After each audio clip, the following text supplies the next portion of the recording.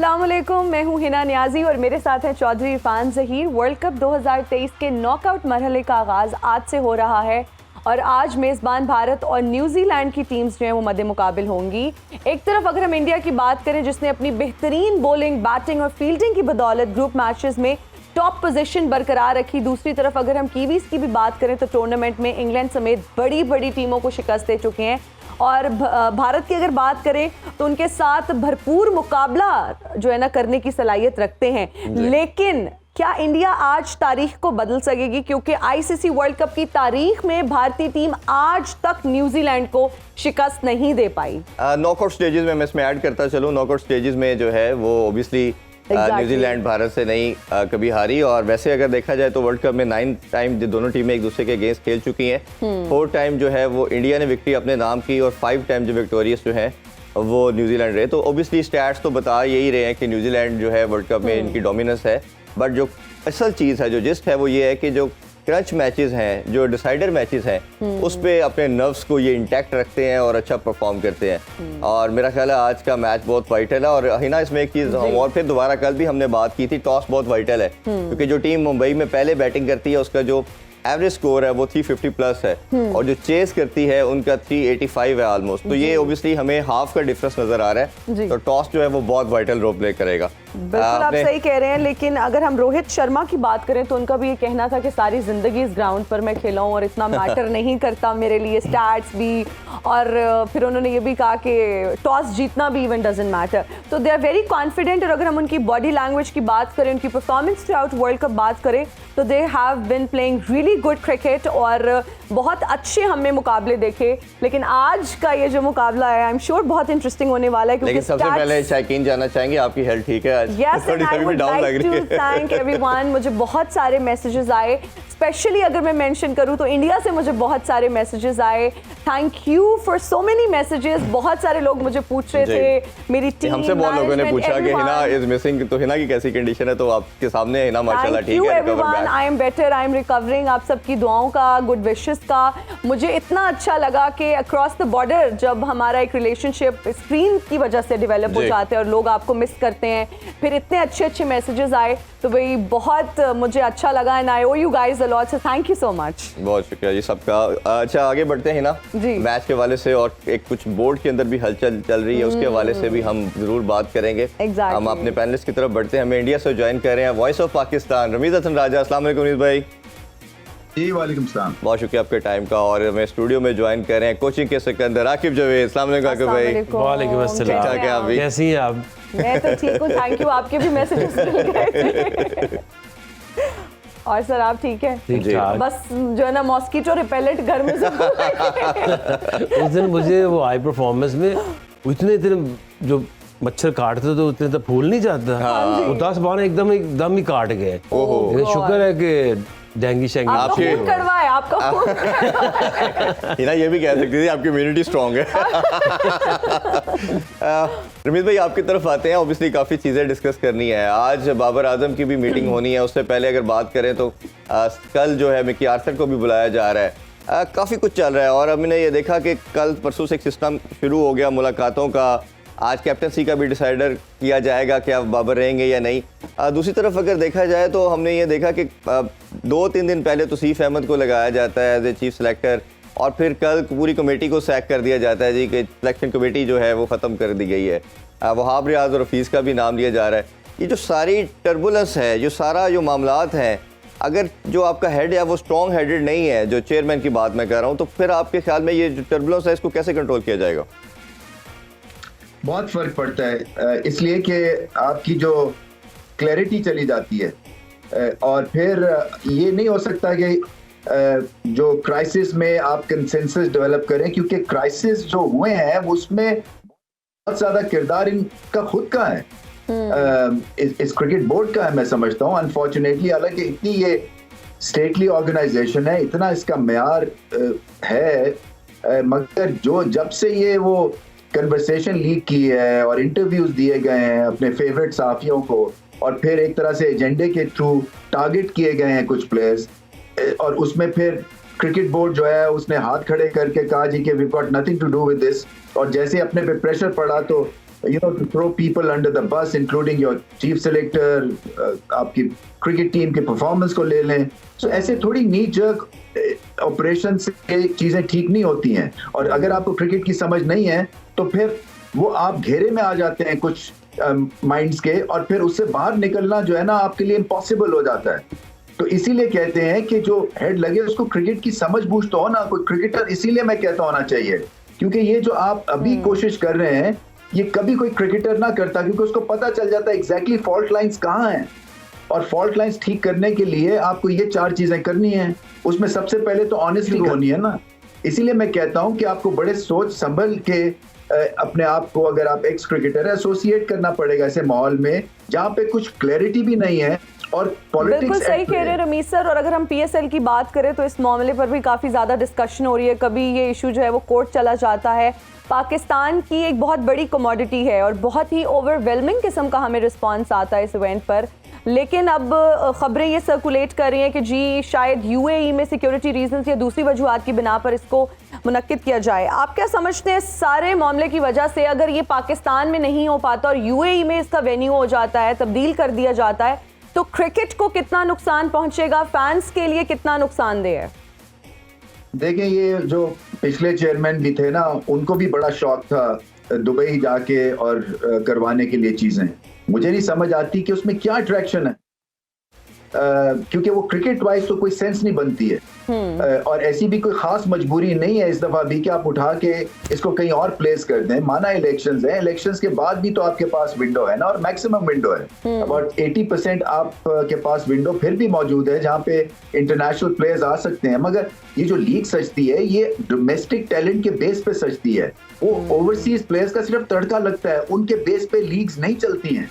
तो मुझे समझ नहीं आती है कि ये इसको उठा के दुबई ले जाने का इतनी क्या जल्दी है. कुछ तो होगा, अल्टीरियर मोटिव है, क्या है मुझे नहीं समझ आती क्या है. बट ये लीग सिर्फ पाकिस्तान में होनी चाहिए. इसका फ्यूचर प्रेजेंट पाकिस्तान है. फैंस हैं, आपका माहौल बनता है, आपको मैक्सिमम स्पॉन्सरशिप मिलती है, आपकी आई बॉल्स दुगनी तिगनी हो जाती हैं, और फिर ये एक फील गुड फैक्टर पूरे पाकिस्तान में क्रिएट होता है इस टूर्नामेंट से. तो आप वो इस सिचुएशन में फील गुड फैक्टर आप उठा के कहीं और ले जाएंगे जो कि एक फ्लैट किस्म का आपको रिस्पांस मिलेगा. ये कहाँ की दानिशमंदी होगी? मुझे कुछ आइडिया नहीं है कि इनके ज़हन में क्या है. आई थिंक फर्दर क्वेरी करके पता होना चाहिए, करना चाहिए. और आप जैसे जो सहाफ़ी हैं उनको चाहिए, क्योंकि एक जेन्युइन क्वेश्चन है कि जब आपके पास एग्जाम्पल है कि ये जब लीग पाकिस्तान में चलती है तो पूरा पाकिस्तान इसके पीछे खड़ा होता है, तो आप इसको उठा के फिर एक तरह से ब्रेक क्यों कर रहे हैं एक चीज को, जबकि वो. जी रमीज भाई, हमने तो बड़ी कोशिश की, हमेशा बात की कि आप हमें इंटरव्यू दें, क्योंकि हम भी स्टेक होल्डर उतने ही हैं जितने ये लोग हैं. बट जब भी हमने अटेम्प्ट की उन्होंने कहा जी वो बिजी हैं, वो बात नहीं कर सकते, अभी टाइम नहीं है. तो उसमें तो ऑब्वियसली वी आर हेल्पलेस. अच्छा, बिल्कुल आप नहीं चाहते, क्योंकि जो खबरें पढ़ने वाला एक एंकर है वो क्रिकेट का बेताज बादशाह बना हुआ है कराची का. तो ये तो हाल हो गया हमारी मतलब है क्रिकेट के ऊपर जो कमेंट देते हैं. कोई आपके सिस्टम रिगार्डिंग इस तरह की चीज़ों का कि कब किसने कोई सवाल करना है, या ये असल में बदला लेने के चक्कर में चले जाते हैं. मैं आपको गारंटी करता हूँ कि ये कभी भी अब जो है ना कोई इनके खिलाफ बोलेगा उसके दरवाजे बंद कर देंगे ना. उल्टा इनका हिसाब होता है. ये अपनों को वो है उनके थ्रू अपना एजेंडा सामने लेके आते हैं और फिर ये ब्लैकमेल होना शुरू हो जाते हैं. और फिर जब इनके कोई कंस्ट्रक्टिव क्रिटिसिज्म होता है उसको ये नेगेटिव तरह से लेके कहते हैं जी ऐसी की तैसी कर देंगे. आका भाई आपकी तरफ आते हैं. ये कल भी हमने थोड़ी डिस्कशन की कि एक ऐसी कमोडिटी जो सबसे बड़ी कमोडिटी बनी पाकिस्तान की, एक ऐसा ब्रांड जिसने पूरी दुनिया में पाकिस्तान की पहचान कराई. दुनिया के क्रिकेट के वाइज कहते हैं यदि IPL के बाद सबसे बेस्ट लीग है, अब उसको यूं दोबारा लेके जाना, आपकी कंट्री की कंडीशन ठीक है, लॉ इन्फोर्समेंट एजेंसी सब आपको सपोर्ट करती हैं, अब आपने सारा सिक्योरिटी के ऊपर डाल के कि हम पैसे नहीं दे सकते, और फ्रेंचाइजीज ने भी कल कंसर्न शो किया और आपकी आई एम श्योर बात हुई होगी अपने ओनर्स के साथ भी. तो ये उधर जाना ये क्रिकेट के लिए कितना हार्मफुल और कितना डेंट करेगी वो, क्योंकि फैंस जो हैं वो सबसे बड़े स्टेक होल्डर है इसके. देखिए, सबसे पहले जब सिटी साहब चेयरमैन आए थे तो उन्होंने ये नारा लगाया कि मैं पाकिस्तान में क्रिकेट वापस लेकर आए. इतने साल वो जो श्रीलंका जी। के अटैक के बाद 10-12 साल जो है क्रिकेट पाकिस्तान में नहीं हुई और उसका बड़ा नुकसान हुआ, फैंस को हुआ, टीम को हुआ, प्लेयर्स को हुआ, क्योंकि आप जब पाकिस्तान में खेलते हैं तो आप परफॉर्म करते हैं तो आपको सही आप सुपरस्टार्स बनते हैं। अच्छा, अब वही नारा जो है अब मर के इतने सालों बाद जी। दूसरी टीमों के तरले कर के मिन्नतें कर के टीमें आना शुरू हुई। अब आप जो काम करने वाला था, देखिए प्रैक्टिस बातें करने से कुछ नहीं होता। आपने इस लीग के लिए किया क्या? आपने इस लीग के लिए कुछ भी नहीं किया। स्टेडियम बनाने थे आपने। ये जो पिछले इतने सालों से जो पूरा लाहौर, पूरा कराची मैच होता है, लोग गालियां देते हैं, सारा आप बंद कर देते हो। ऐसे ही। तो उसमें आपने करना क्या था? इतने सालों से ये सुन रहे हैं जी होटल बन रहा है, जी होटल बन रहा है, जी होटल बनेगा, आज तक ना बना ना शुरू हुआ है। ये 2017 में मैंने प्रपोजल दिया था। और एक चीज आपको, अब जिस तरफ ये क्रिकेट जा रही है, इंडिया आपको इंडिकेशंस दे रहा है कि उन्होंने इसको लेके जाना है 5-6 महीने के सीजन पे। जिस तरह से फुटबॉल सीजन है, बास्केटबॉल है, बेसबॉल है, कि पूरा फ्राइडे सैटरडे संडे 3 दिन क्रिकेट होगी और प्लेयर्स के साथ 5-5, 6-6 महीने के जो है वो कॉन्ट्रैक्ट्स होंगे और एंड में बचनी आपकी लोकल लीग्स के ऊपर ही क्रिकेट बोर्ड चलने हैं। जिस तरह से आहिस्ता आहिस्ता बातें शुरू हो गई है, ये वनडे कौन खेलेगा, बोरिंग है, क्यों खेलेगा, चलो एक 4-5 साल बाद, 4 साल बाद वर्ल्ड कप हो भी जाएगा, तो आपकी अट्रैक्शन क्या है? उनको ये भी समझ आ गई है और लोगों ने विटनेस किया कि अगर न्यूजीलैंड और श्रीलंका इंडिया में या पाकिस्तान में मैच खेलते हैं तो लोकल फैंस का क्या ताल्लुक है? वो स्टेडियम खाली जाते हैं। वेयर एज इंडिया ने 1-1 लाख से ज्यादा के स्टेडियम बना के उन्होंने बनाए अपने IPL के लिए, उसमें वो फुल होते हैं। आप अगर लाहौर की बात करते हैं तो लाहौर कलंदर जो है वो उसके मैचेस के लिए सारे लोग जो है वो आना चाहते हैं, देखना चाहते हैं। When it's come to the capacity of the ground, वो 25-26 हज़ार है, उसमें से आधे जो है वो पता नहीं सिक्योरिटीज और इनके लोग होते हैं जी। आपकी अगर एक काम किसी भी चेयरमैन ने करना था तो उसने प्रोटेक्ट करना था PSL को, और उसके लिए सबसे ज़रूरी था इंफ्रास्ट्रक्चर इंप्रूव करना। अगर लाहौर में अगर 1 लाख का स्टेडियम बनाते, आप रिंग रोड की साइड पे नया स्टेडियम बनाएं, हाई परफॉर्मेंस नया बनाएं, साथ एक रिजॉर्ट बनाएं, लोग आए, एयरपोर्ट से आए, सीधे उधर ठहरे, ना लाहौर बंद होगा ना कराची इस तरह से बंद होगा। आप कराची में बनाए होटल उधर। पिछले 10 साल से ये सुन रहे हैं, जब से ये क्रिकेट वापस आई थी तो ये प्रोमिसेस करते थे लोगों से कि देखिए अब हमने ये जो शहर बंद कर देते हैं, हमने होटल्स बनाने, हमने प्रोटेक्ट करना है, लोगों के लिए आसानी करनी है। आज तक ना वो पता नहीं पेशावर का स्टेडियम वो किस तरफ जा रहा है, बन रहा है, और वो बना भी किधर दिया है। वो अगर आप जगह देखें ना जी, वहां पे इतनी ज्यादा आबादी है और उसमें आप कैसे सिक्योर कर सकते हो उस जगह कि भाई ये जो है लाहौर की बात करें तो हमारी नॉर्मली PC में जो टीमें ठहरती हैं, जो आपका रूट यूज करती है वो जेल रोड है। जेल रोड पे 10 से 12 हॉस्पिटल है, और जब आप 15-20 मिनट के लिए आप उस रोड को जब ब्लॉक करते हैं तो आपकी इमरजेंसी के पॉइंट ऑफ व्यू से, कार्डियोलॉजी की एग्जांपल हमने पहले भी डिस्कस किया था, इतना ज्यादा पेशेंट उधर इमरजेंसी में आ रहा, तो वो लोगों की ह्यूमन लाइफ से बढ़ के तो कुछ नहीं है। तो रेमेडी यही प्रैक्टिकली तो कुछ करते नहीं है, और सोल्यूशन यही था कि आप किसी तरह एक होटल बनाते। ये कौन सी बात है जी, वो सिक्योरिटी वाले पैसे मांगते हैं, हम पैसे नहीं देंगे, तो इसका सोल्यूशन इतने सालों से निकला ही नहीं है। और ये अब कल लास्ट उन्होंने फिर ये बात पे कंक्लूड किया कि अगर पैसे मिल जाते हैं या वो सिक्योरिटी फ्रॉम करते तो ठीक है, नहीं तो फिर 50% पे, क्योंकि फ्रेंचाइज तो मान नहीं रही थी, तो उन्होंने कहा जी 50% मैचेस पाकिस्तान में, 50% हम यूएई में। बाद में मान जाएंगे वो ऑब्वियसली यही कंसर्न है, यही प्रॉब्लम है। सिक्योरिटी वाले या तो उन्होंने पैसे लेने या उन्होंने नहीं लेने। अगर उन्होंने लेने हैं तो उन्हें 50% कराने के भी लेने और 50% पूरे के भी लेने। ये ना पिछले सेठी साहब के जमाने से भी ये बात, ये लास्ट टाइम भी बहुत बात हो रही है, जिसको जी वहां ले जाओ भाई, अल्लाह अल्लाह करके तो अब क्रिकेट वापस लाए हो। अब अपनी PSL ले जाओ दुबई में और लोगों को कहे अब चैंपियंस ट्रॉफी पाकिस्तान में होगी। ऐसे ही। अच्छा, कुछ ही देर में टॉस होने वाला है। रमीज भाई आपसे भी जानना चाहेंगे, रोहित शर्मा ने भी ये कहा कि ये टॉस इतना मैटर नहीं करता, बट स्टैट्स हमें डिफरेंट बता रहे हैं। इस वर्ल्ड कप में भी 3 इनिंग्स वो सिंगल हैंडली मैचेस जीते, एक्सेप्ट मैक्सवेल की ब्रिलियंट इनिंग्स के अलावा पहले खेलने वाला इजीली मैच जीत जाता, और हमने जो डिफरेंस बताया पहले खेलने का वो भी आपके सामने है। आप क्या समझते हैं कितना ये वाइटल रोल प्ले करेगा टॉस, और क्या सेफ टोटल होगा? देखिए, प्रेशर तो है, नॉकआउट मैच का हमेशा प्रेशर होता है और दो तरह से ये प्रेशर लिया जा सकता है। या तो आप व्हाट इफ की बुनियाद के ऊपर क्रम्बल कर जाएं, और व्हाट इफ मतलब कि मैंने स्कोर आज नहीं किया तो क्या होगा, मैच हार गए तो क्या होगा, कैच अगर मैंने ड्रॉप कर दिया तो क्या होगा, काउंटर अटैक हो जाता है तो फिर हम क्या करेंगे। सो क्लैरिटी चली जाती है। और दूसरा ये होता है कि आप तगड़े हो जाते हैं कि इतने ज्यादा हमारे ग्रेट रेफरेंस पॉइंट्स हैं, इतने जबरदस्त हम मैचेस जीते हैं, इसको हम ट्रीट करेंगे एज अ लीग मैच और हम प्रोसेस की तरफ ध्यान देंगे, बॉल को देखेंगे और ज्यादा कुछ नहीं सोचेंगे। क्राउड हमारे साथ है, ये हमारा वेन्यू है। ठीक कह रहे हैं रोहित शर्मा, यहाँ पे उन्होंने बहुत कप्तानी की है आईपीएल की फ्रेंचाइज के लिए, यहाँ पे टाइटल्स जीते हैं। सो उनको बैक ऑफ द हैंड पता है ये पिच कैसी होगी।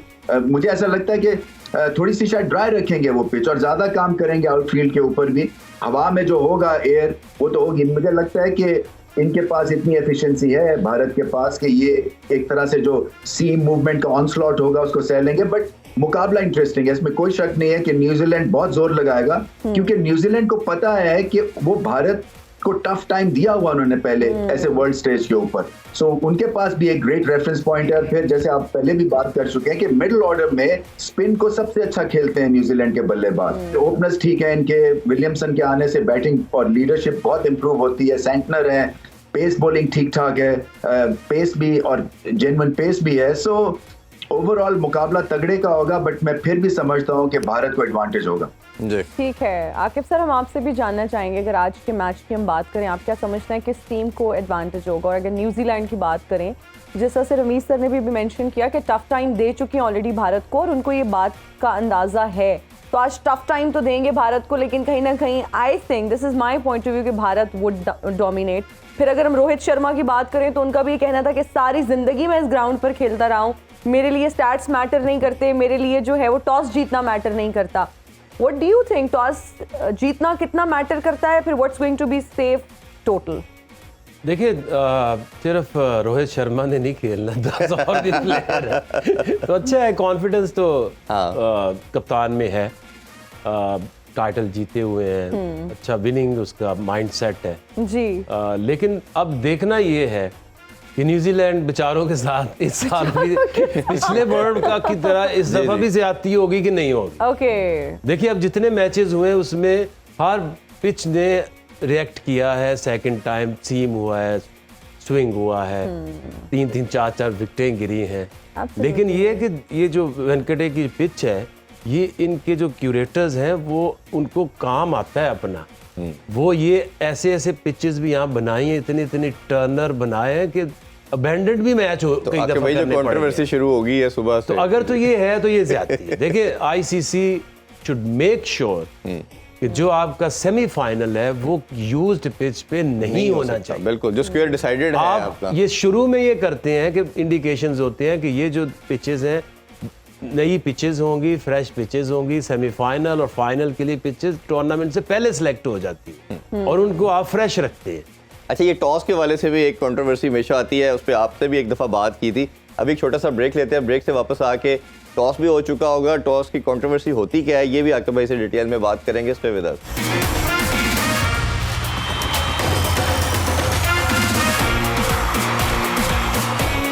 Right back after the break. आपको क्रिकेट वर्ल्ड कप गेम उठा दो में खुशामदीद कहते हैं। India won the toss and they decided to bat first. और हम सब जानते थे कि अगर इंडिया टॉस जीतेगा तो वो बैटिंग करने का ही फैसला करेगा, और आप इस फैसले को किस तरह से देखते हैं? उससे पहले फैन साहब, you would want to add something here. अच्छा आकिब भाई, एक तो फैसले का जरूर बताइए, दूसरा कंट्रोवर्सी जो हमारा इनके साथ T20 वर्ल्ड कप में मैच हुआ था, रोहित शर्मा ने कॉइन फेंका और बहुत दूर फेंका, और दोनों कैप्टन जितनी डिस्टेंस पे गया तो ओबियसली दे कांट सी, और मैच रेफरी ने कहा कि you have won the toss. उस टाइम भी आपको याद होगा क्लाउडी वेदर था, इस तरह के सारे सर्कमस्टांसेस थे, तो बहुत कंट्रोवर्सी हुई।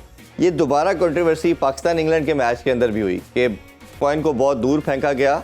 उन्होंने बताया गया रूल्स के अकॉर्डिंगली जो रग रखा जाता है जिसके ऊपर वो ओबियसली जो आपके स्पॉन्सर का होता है उसके ऊपर फेंकना होता है, आज भी सेम देखा कि बहुत डिस्टेंस पे फेंका गया, और जिस पे दोनों कैप्टन कांट सी दैट कि किसके फेवर में आया है, और मैच रेफरी जाता है उस साइड पे जाके और वो फिर वो कम्युनिकेट करता है जी you have won the toss and what's your decision. तो आप इस जो कंट्रोवर्सी बनी है और जो हिना ने आपसे क्वेश्चन किया कि कैसे देखने वो जीत चुके हैं टॉस।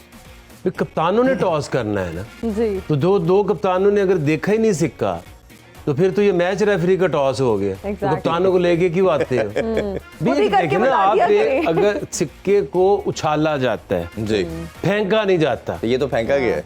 और ये हमेशा करता है ये। हम कोशिश करेंगे इसको दिखा भी सकेंगे कितने डिस्टेंस पे कितने जाके डिस्टेंस से वो जो पिच तक किया ये तो विलियमसन जो है उसको उसने देखा है टॉस, नहीं उसने नहीं देखा। तो फिर वो क्या टॉस में करने आए? सिर्फ यही कहने आया कि अगर हम टॉस जीतते तो हम भी बैटिंग करते। तो बेचारे ने भी अपनी ख्वाहिश की सिर्फ इजहार किया मासूमाना है। ये ख्वाहिश का ज्यादती है, इजहार और किया ये है। न्यूजीलैंड बेचारों के साथ पिछले वर्ल्ड कप में भी ज्यादती हुई और ये भी ज्यादती।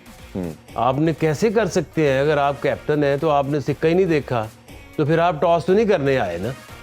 वो तो रेफरी ने जाके, वो दूर पड़ा है, इतना से सिक्का कैसे नजर आ सकता है? वो जाके उन्होंने कहा कि यू वॉन द टॉस। ये कभी ऐसे नहीं हुआ कि उल्टा हो जाए। ऐसे ही है। अच्छा एक में अगर ये तो चले, हम ये एक डिबेट है, अब देखते हैं क्या आउटकम आता है, और हमने ये पहले भी डिस्कस किया, कल भी और आज भी शुरू में जैसे बात और दूसरा देखें, यूज्ड पिच, यूज पिच का। जी ये बात अलग है कि यूज पिच के ऊपर हो रहा है। बिल्कुल तो ठीक है उनकी अब नहीं, लेकिन आकिब भाई ये धौंस आईसीसी है, का अपनी मर्जी उन्होंने चलानी है। आईसीसी का इवेंट है, और आईसीसी जब आपके मेंशन्ड है कि आपका सेमीफाइनल और फाइनल जो है पर्टिकुलरली वो फ्रेश पिच पे होगा, तो ये यूज पिच पे कैसे हो सकता है? उनकी मर्जी है। आईसीसी कौन होता है? वो जिस तरफ जा रहे हैं ना, वो ले जाएंगे इस गेम को अपने सिर्फ कंट्रोल। ऑलमोस्ट ले चुके हैं। ऑलमोस्ट ले चुके हैं जी। कोई बात करता है, कहता है हेलो पैसा किसका है?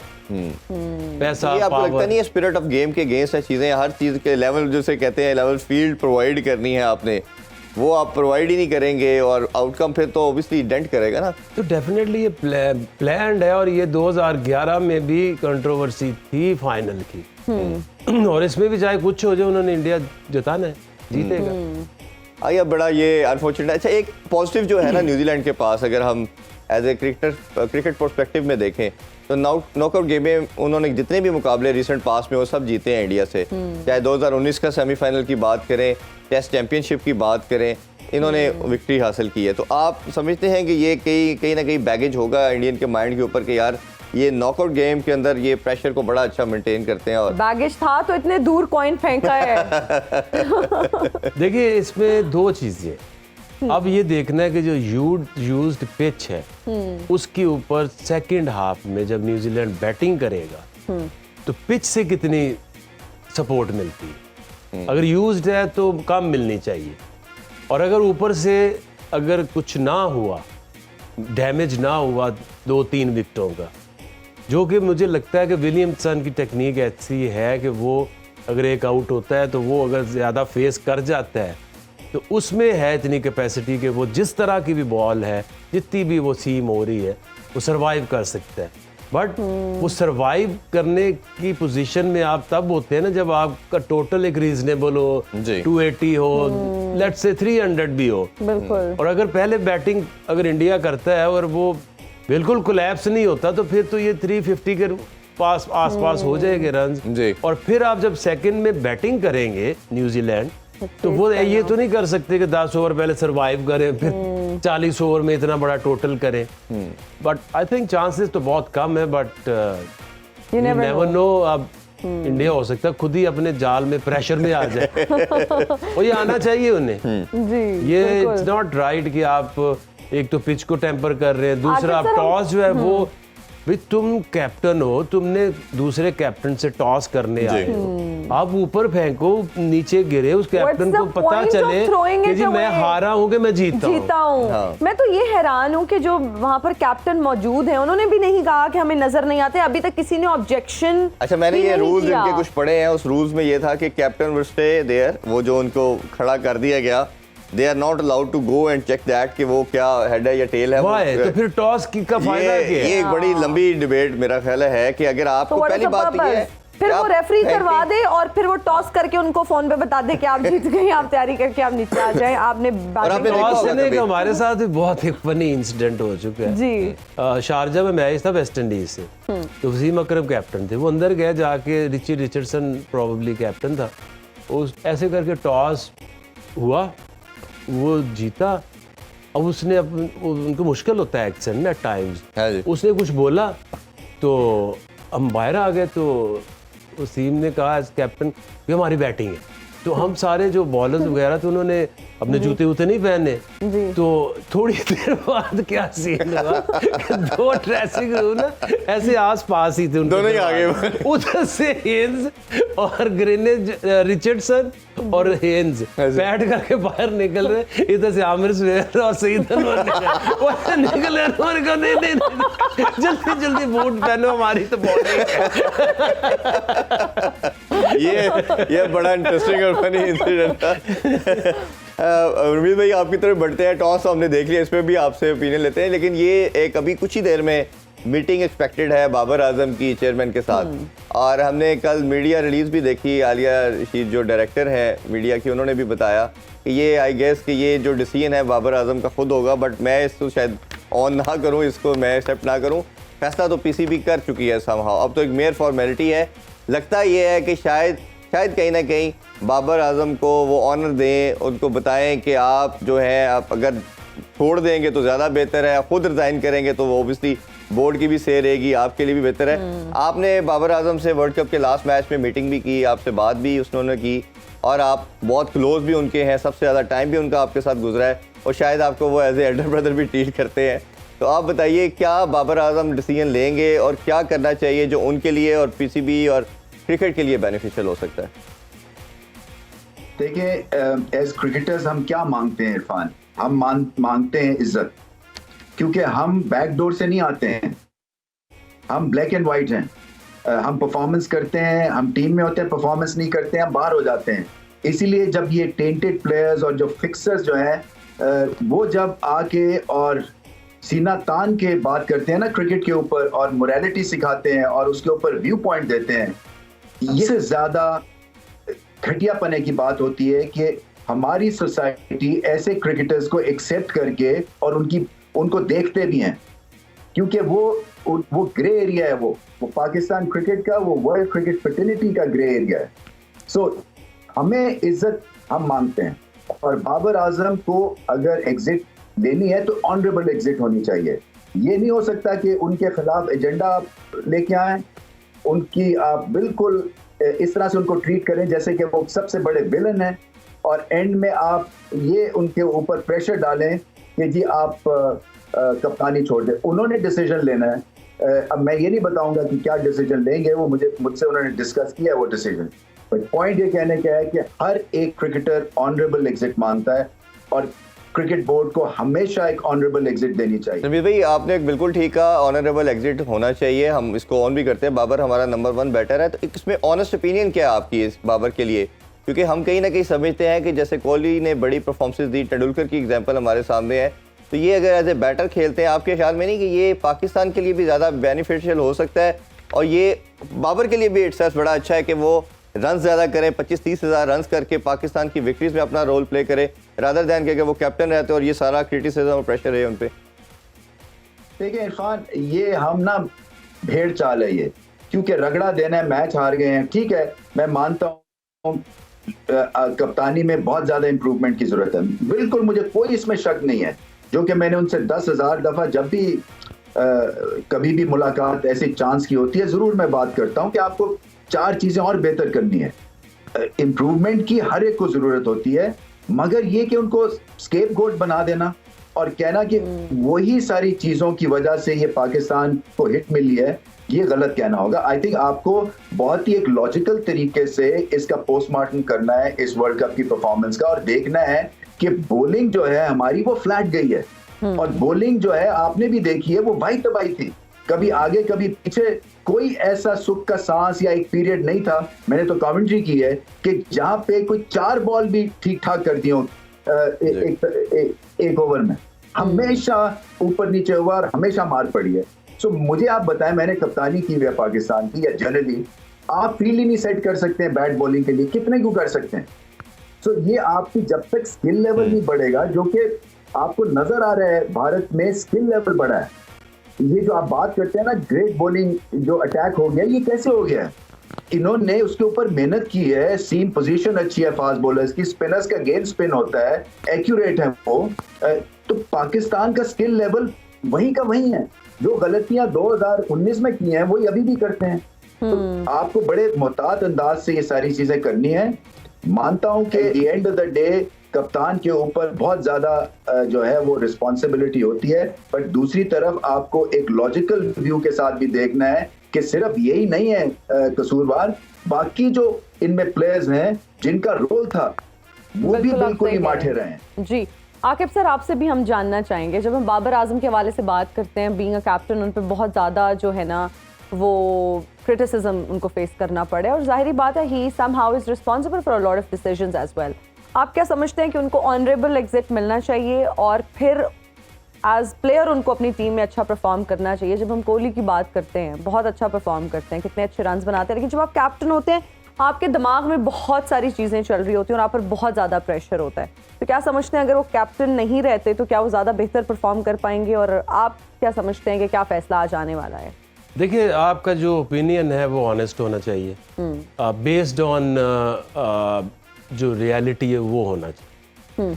पूरी दुनिया में कोई भी कैप्टन होता है, वो जब वो world cup to world cup उसका डिसीजन होता है। अगर आप नहीं उसमें परफॉर्म करते, 5 टूर्नामेंट गुजर गए बाबर के अंडर और एक भी विक्ट्री नहीं। और उसकी वजह क्या है? उसकी वजह अब इसमें रिलेट करें तो उसमें एक तो सबसे बड़ी वजह सिलेक्शन की जो कॉम्पोजिशन है, टीम कॉम्पोजिशन वो ठीक नहीं थी। उसमें ठीक क्या नहीं था? आप वर्ल्ड कप में चले गए, आपके पास न्यू बॉलर ही नहीं है। शाहीन एक तरफ से, आप कई दफ़ा ऐसे वो उसने मेडन ओवर किया है, उधर से 16 हो जाता है। तो जो आपका मेन स्ट्राइकर है वो भी फिर कॉम्प्रोमाइज होता है। आप जो बॉलर्स हैं वो भी हंट करते हैं पेयर्स, एक प्रेशर क्रिएट करता है। नसीम जब तक था तो क्या हो रहा था?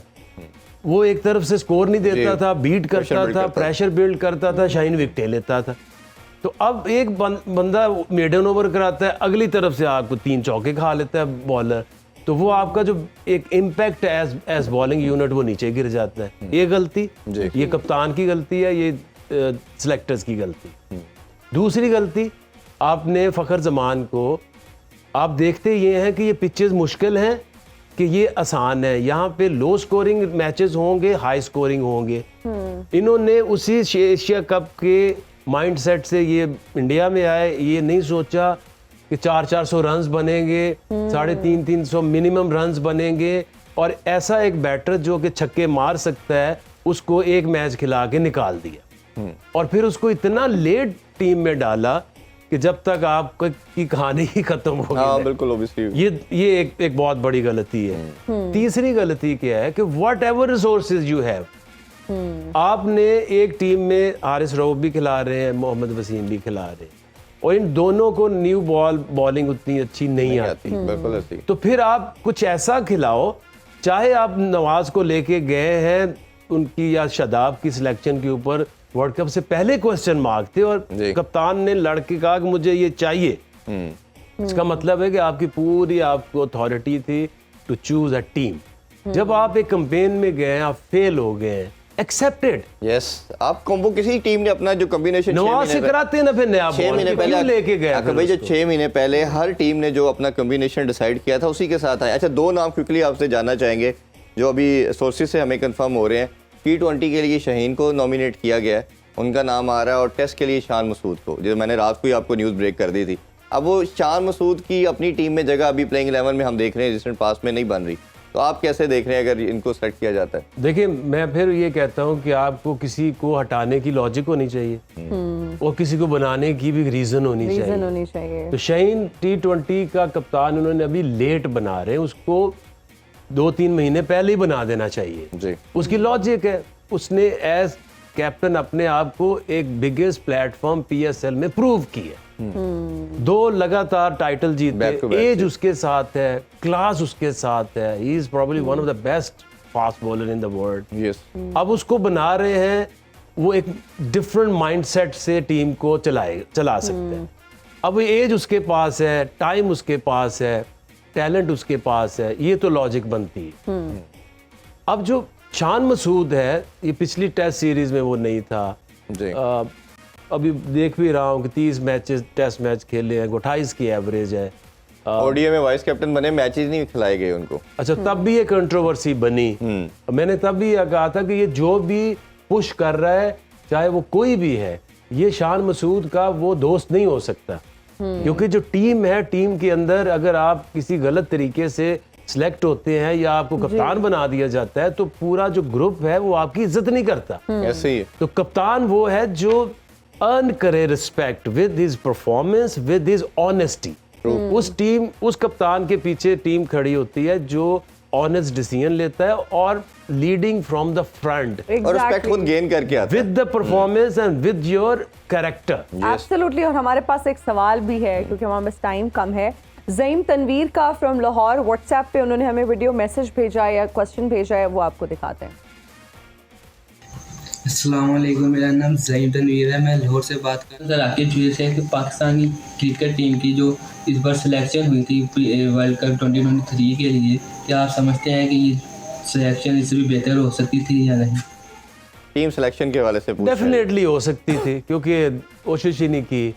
वही एक जो ग्रुप, एक टीम थी, उसको ही वो लेके चले गए। ये नहीं सोचा जा किधर रहे हैं, किस तरह के मैचेस होंगे, क्या हम उससे पहले कोई ट्राई कर सकते थे। अभी भी आपके पास कहते हैं जी हमारे पास और कोई ऑप्शन नहीं है। मैं कहता हूँ शर्त लगा के देख ले, क्यों ऑप्शन नहीं है। वो खुरम शहजाद लड़का है, वो इतना जबरदस्त है। वो एक दूसरा अरशद इकबाल है, एक और जो न्यू बॉलर है शावर से है, वो जो पीएसएल में जिन्होंने हाई विकेट लिया था जी, ही इज वेरी गुड। तो आप ढूंढोगे तो आपको मिलेंगे, आप ट्राई आउट करोगे, आप अपनी ऑप्शंस बनाओगे। अभी भी जरूरत क्या है इनको? जरूरत ये है कि एक होते हैं न्यू बॉल बॉलर, एक होते हैं डेथ बॉलर्स, एक होते हैं टेस्ट बॉलर, एक होते हैं वाइट बॉल बॉलर। इनको डिफरेंशिएट करें, ऐसे बैट्समैनों के पास करने के। उनकी बात बिल्कुल ठीक है। इस टीम के अंदर वैरायटी के तौर पे इब्रार हो सकता था, साइम अयूब हो सकता था, तैयब ताहिर हो सकता था, बिल्कुल। पीछे 2 साल पहले जाए तो इमाद वसीम को ये टारगेट किया जा सकता था विद अ न्यू बॉल। होते तो बहुत डिफरेंट रिजल्ट हो सकते थे। तो ये 4-5 चीजें आपने गलत की हैं। आपकी टीम की ऑप्शंस ही पूरी नहीं थी। बिल्कुल ठीक बात है। और ऑब्वियसली आप जब देख रहे हैं कि आप सबसे ज़्यादा रिलाई कर रहे हैं इफ्तिखार के ऊपर, इफ्तिखार को स्पिनर को ही नहीं खेलना आता। और इतना ऑब्वियस आप जब पता, जब हमारा कैप्टन दुनिया का नंबर 1 बैटर है, वो 9 में से 6 दफ़ा मिड विकेट पे आउट हुए हैं। इमाम 16 में से 12 दफ़ा पुल शॉट पे आउट हुए हैं। तो जब आपकी वीकनेस, लूप होल इतने ऑब्वियस हो जाएंगे और आप उस पर वर्कआउट नहीं करके आते, तो अपोजिशन तो आजकल जो एनालिटिक पॉइंट ऑफ व्यू से आपके साथ मजाक की हद तक ये एक्सपोज हुए जी। कुछ टीमों ने ऐसे ऐसे बॉलर इनके लिए रखे हुए थे कि नूर आएगा, और इन्होंने भी बाकायदगी से उनको विकेटें दी हैं। जाम्पा की बुरी हालत थी जी, उन्होंने कहा ये ले जाए कुलदीप, जाम्पा, शम्सी कोई भी उन्होंने रखे हुए थे। और इन्होंने एक भी कुछ गलत ये नहीं किया कि कुछ चेंज करके कुछ ऊपर नीचे लास्ट ये कर सकते थे कि उनको चले उनके सी ऑफ कर देते हैं, उनके ओवर। और ये आगा सलमान जो है पाकिस्तानी टीम में अगर सबसे अच्छा कुछ स्पिन बॉलिंग को खेलता है वो आगा सलमान। एक मैच खेला सिर्फ, बैटिंग 2 मैच खेला, बैटिंग 1 में आई है उसकी। तो उसको आप लेके आते। फखर ने बता दिया कि जो लगी इनको समझ नहीं आते, उसने क्या किया इस सऊदी का हाल ऐसा ही है। उसने कैसे मारा इन स्पिनर्स को जो हमें बॉल नहीं टच करने देते थे। ऐसे ही। तो I think selection was very. ये आज कप्तानी का फैसला होगा, फिर सिलेक्शन पे भी बात करेंगे। न्यू सिलेक्शन कमेटी भी आएगी और सेमीफाइनल अभी कुछ ही देर में स्टार्ट होने वाला है। मिड ब्रेक में दोबारा आप लोगों से मिलते हैं। अपना बहुत सा ख्याल रखें। अल्लाह हाफिज। पाकिस्तान जिंदाबाद।